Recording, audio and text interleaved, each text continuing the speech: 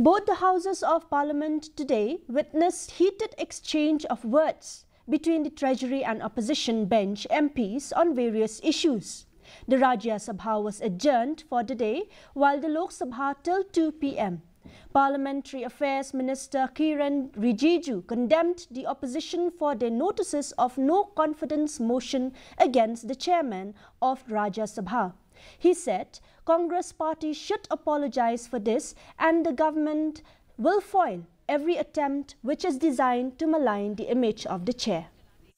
कि विपक्ष के लोग ना लोकतंत्र को मानते हैं, ना चेयर का गरिमा को ध्यान रखते हैं। आप लोगों ने, मैं नाम लेकर कह सकता हूं, टेलीविजन में बाहर जाकर के पब्लिक के सामने में उपराष्ट्रपति का नाम लेकर के